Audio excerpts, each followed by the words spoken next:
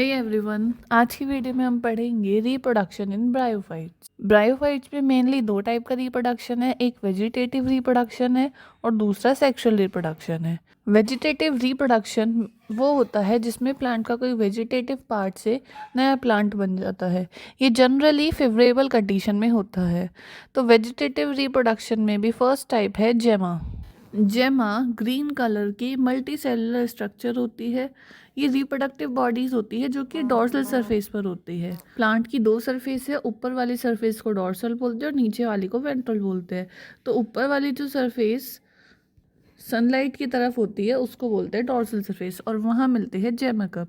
और ये कप की जैसी शेप के अंदर मिलते हैं, इसलिए इनको बोलते हैं हम जेमा कप। जब ये जेमा अपने पेरेंट प्लांट से अलग होते हैं और किसी सुटेबल होस्ट पे गिरते हैं जहाँ टेम्परेचर वगैरह सब सही हो, तो वहां पर ये नए प्लांट को अराइज करते हैं। सबसे इम्पॉर्टेंट है ये जेमा द्वारा रिप्रोडक्शन। सेकंड है बाय एडवेंटेशियस ब्रांचेस। ये जो एडवेंटेशियस ब्रांचेस होती हैं वो वेंट्रल सरफेस से भी निकल सकती है और डॉर्सल सरफेस से भी। वेंट्रल सरफेस से जो निकलती है उसका एग्जाम्पल है रिक्सिया, और डॉर्सल सरफेस से जो निकलती है वो है पेलिया। जब ये अपने पेरेंट प्लांट से अलग हो जाती है तो वहाँ पे जिस भी होस्ट पे गिरती है वहाँ पे जर्मिनेट हो जाती है और आगे नया इंडिविजुअल बना लेती है। थर्ड है फ्रेगमेंटेशन। ये फ्रेगमेंटेशन इसमें अलग टाइप से होता है। इसमें प्लांट का कोई भी पुराना पोर्शन होता है, बेसल या पोस्टीरियर पार्ट होता है, वो रॉटिंग होने चालू होती है, मतलब वो ख़त्म होना चालू होता है क्योंकि उसकी एज की वजह से या फिर ड्रॉट की वजह से, सूखे की वजह से। तो जब ये डिसइंटीग्रेशन उस पॉइंट पे पहुंच जाता है जहाँ पे डाइकोटोमी चालू हो रही है, तो वहाँ से दोनों लोब जो होते हैं वो सेपरेट हो जाते हैं ब्रांच के, और वो फ्रेगमेंट्स जब किसी होस्ट पे गिरते हैं तो वहाँ पर ये जर्मिनेट होके नया प्लांट बना लेते हैं। और इसके लिए इसमें एपिकल ग्रोथ होती है। एपिकल ग्रोथ जो टिप पे टिश्यू प्रेजेंट होते हैं वो ग्रो करते हैं, डिवीज़न करते हैं, उससे पूरा प्लांट बन जाता है। नेक्स्ट है ट्यूबर्स। ये जो ट्यूबर्स होती हैं वो बेसिकली स्टोरेज फूड स्ट्रक्चर होती है जो राइजोइड्स के ऊपर हमें मिलती हैं। इस ट्यूबर में जो बाहर वाली 2-3 लेयर होती हैं वो हाइलेन सेल्स की बनी होती हैं, और जो अंदर वाली सेल होती है उसमें स्टोर्ड फूड स्टार्च या फिर ऑयल ग्लोब्यूल के रूप में हमें मिल सकता है।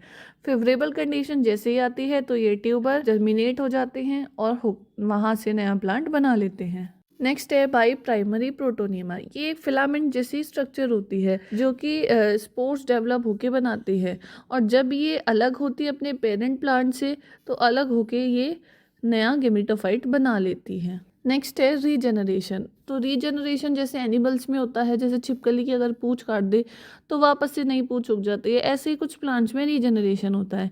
इसके थैलस का कोई भी पार्ट जो होता है वो कैपेबल होता है कि वो वापस से रीजनरेट होके पूरा नया प्लांट बना सके। नेक्स्ट है बायक्लेडिया। ये क्लेडिया जो होती हैं ये डिटैचेबल ब्रांच होती है, मतलब कि ये क्लेडिया प्लांट से अलग हो सकती हैं।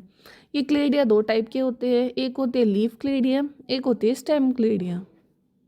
लीफ क्लेडिया जो होती है वो लीफ की सेल से अराइज होती है, यानी लीफ के ऊपर बनती है, और स्टेम क्लेडिया स्टेम के ऊपर बनती है, और ये सेक्सुअल ब्रांचेस जैसी ही अपनी पोजीशन रखती है।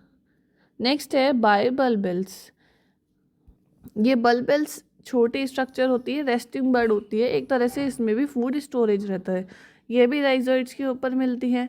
इसमें सेल्स के क्लम्प होते हैं, मतलब गुच्छे होते हैं जो कि प्रोटोनियमा से डेवलप होते हैं, और जब इन बल्बल्स का जर्मिनेशन होता है तो जर्मिनेशन होके एक नया प्रोटोनियमा बना लेती है जिसके ऊपर गेमेटोफाइट होते हैं।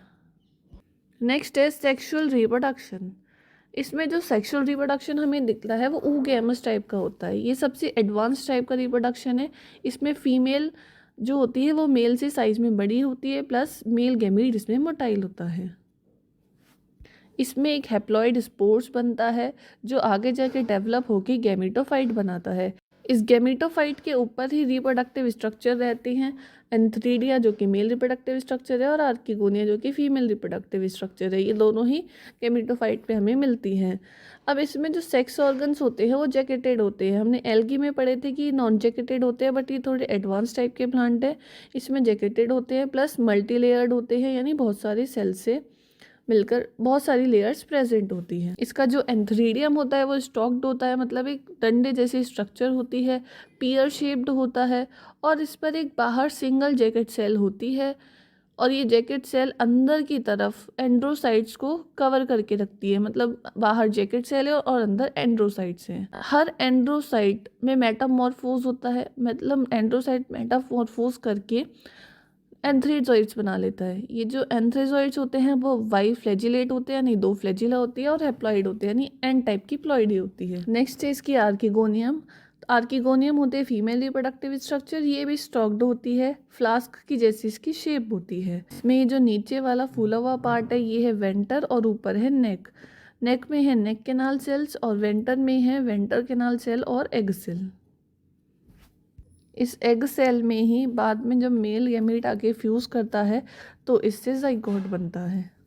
इसके रिप्रोडक्शन कंप्लीट होने के लिए वाटर ज़रूरी है, क्योंकि वाटर के थ्रू ही मेल गैमेट मूव कर पाते हैं।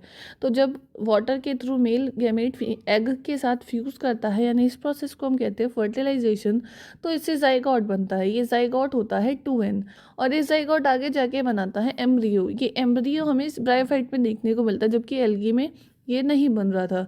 और ये एम्ब्रियो आगे जाके 2n स्ट्रक्चर बनाता है, जिसको हम बोलते हैं स्पोरोफाइट। इस तरीके से इसमें सेक्सुअल रिप्रोडक्शन होता है। ये था ब्रायोफाइट में रिप्रोडक्शन। अगर इसमें आपको कहीं भी डाउट हो तो आप कमेंट करके पूछ सकते हैं। वीडियो अच्छी लगी तो वीडियो को लाइक करें, चैनल को सब्सक्राइब करें। Thanks for watching.